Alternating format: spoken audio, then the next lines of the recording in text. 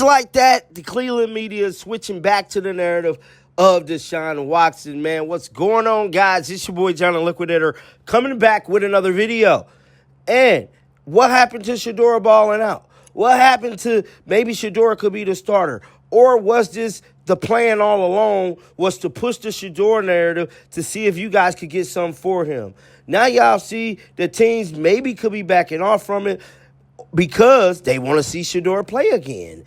Or maybe Stroll's thing didn't go right. But whatever the case is, this upcoming week and after the holidays, we get closer to training camp, we're going to see the narrative switch back, preparing everybody for Deshaun Watson to be named the starter. I am 1,000% convinced. You can't tell me otherwise, bro. Mary Kay Cabot went on 92 The Fan today and told it like it is. Basically, Deshaun Watson has showed up to training camp early. Now, at first, during OTAs and all that, he wasn't there and all of these different set things. And I'm here to tell you, that ain't the case. That ain't the case. Deshaun Watson is definitely there, and he's showing up, and he's training him, his trainers, the whole gang. They all there, bruh. Now, ain't that crazy? Training camp is in like a couple weeks, and all of a sudden, Deshaun Watson just mysteriously showing up early, meeting with Todd Monken probably. Be prepared. I'm telling you right now, for him to be named the starter. They just did the whole little Shedeur thing, and I'm not saying Shedeur may not be kicking Deshaun Watson ass. He very much could well be, but I'm telling y'all, if he was really whooping his ass, they wouldn't be already switching to Deshaun Watson coming back early, and it's just a bunch of BS. But since y'all may not believe me, listen to this. Deshaun Watson still front and center. I think when they get back to camp, I really do believe that it's going to be a robust competition between Deshaun and Shedeur. And I think that one of the interesting developments this week was the fact that Deshaun took it upon himself to come back into town on his summer break. He brought his trainer, Billy, his physical therapist, Billy Voltaire, with him from Florida. And he also brought his quarterbacks coach, Quincy Avery, up here with him. And he was out there throwing to some guys, including Harold Fannin, which was another interesting development because Harold hasn't been practicing this offseason. He has been recovering from an injury, and we haven't seen him out there. So I thought it was very significant that Deshaun came back up here to throw, to train, and I think to show this football team and this coaching staff that he means business here. Well, as far as I know, Shedeur never left. So why am I giving him credit when Shedeur never left? I want Shedeur to start. Damn it, Mary Kay. Well, I don't know that Shedeur is here right now. I do think, and maybe he is, but I don't think he is. I think he might be back in Dallas right now. I'm not 100% certain. But I think this was a situation where mostly everybody is cleared out, and Deshaun just kind of came back to really show that he's committed to this thing and that he has no intentions of giving up the reins. You know, I think we've gotten a couple of things confused here. Not you, I'm talking about guys on the radio here, where it's like, Mary Kay Cabot joining us on the show.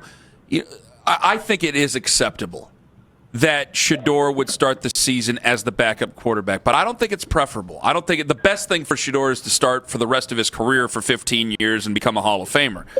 But I also think it is an acceptable thing with a new head coach and a new offense and everything that he got put behind last year that, hey, it makes sense to, if they had to start Deshaun Watson this season, knowing that probably Shedeur is going to have to come in at some point and some point sooner than later. It will be interesting to see how it does play out because there's one dynamic here that I think is very unusual, and that is the fact that Deshaun will probably be more well-received on the road than he will be at home. There could be a bit of a hostile environment at home if he's starting and Shedeur is over there on the sidelines. So we'll have to see how that plays out, and I think we'll get a little bit of a taste of it in preseason because I think both of those guys probably will play some in those home preseason games. But for Deshaun to start perhaps 6 of the first 9 on the road. That could really work in his favor and might work in the Browns' favor at that point. Mm-hmm. And who knows? I mean, if it works out that way, maybe it would even be better for Shador to sort of hang back a little bit, get the lay of the land, see how things are going to work out the kinks in the offense, and then come in at some point during the season. But I have no idea if it's going to work out that way. Shador could easily win this starting job. I don't want to say easily, but I mean, he is right in the thick of it. He has a bona fide chance to win the starting job. Do you think the offense changes depending on who wins the job, or do you think Todd Monken is doing his best to make sure that he's got an offense that both of these quarterbacks can capitalize on? Well, there will be changes.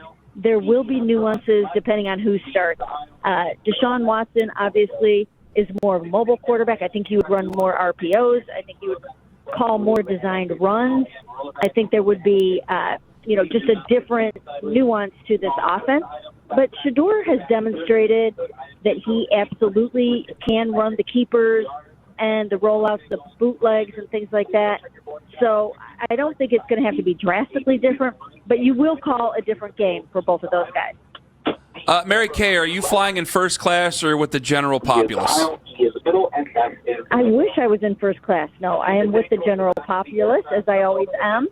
And I feel so bad about this. I just wasn't thinking about the announcements. I thought I could get onto the plane nice and early, and we could get through this. So perfectly fine. Okay, so when Ryan Grigson got hired originally, I'll never forget Lima baiting me into ripping Ryan Grigson because I think that he's the main reason why Andrew Luck retired early with the poor drafting and refusal to help across the offensive line. I'm an offensive line guy, obviously. But it didn't seem that he caused any bit of a problem at all his first stop here. He's back.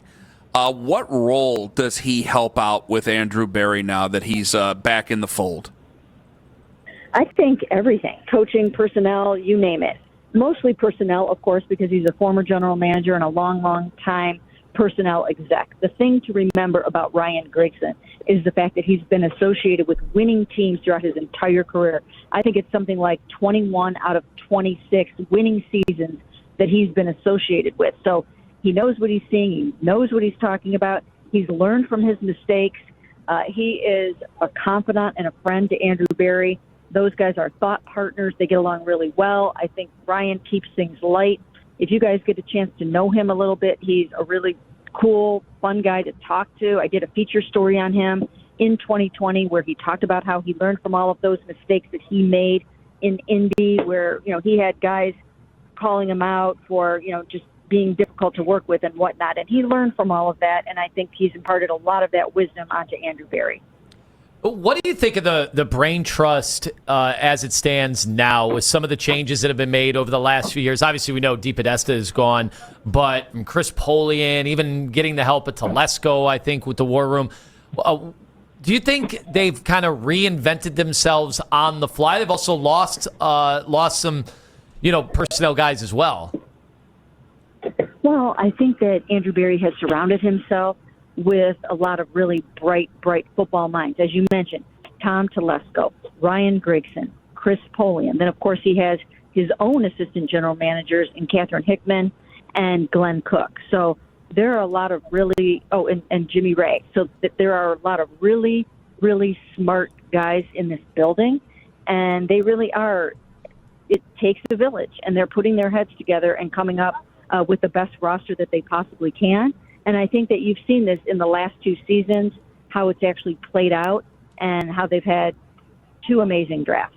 Mary Kay Cabot joining us here on the Wise Heart Right, We Make It Right, call Kyle Right hotline. Does Parker Brailsford, he's a 5th-round pick, does he really have a chance to start this season at center for the Cleveland Browns, like week 1? Well, he does, and I think that the hope was that he would demonstrate he was ready for that kind of an assignment. Mm-hmm. But I do think coming out of spring ball, I actually think that Elton Jenkins has the inside track to start at center right now. Now, if Parker's going to get that job, he's going to really have to show that he's ready for it, and some of it might depend on if they're starting Shador. Because would you want a starting center and your starting quarterback to be 2 rookies when you also have a rookie at left tackle? It might be a little too rookie-centric in that case.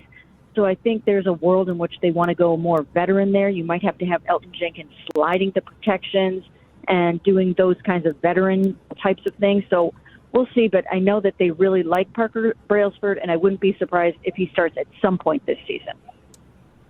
All right, Mary Kay, did the Browns dodge a bullet with the Sorsby ruling, the fact that there was no supplemental draft?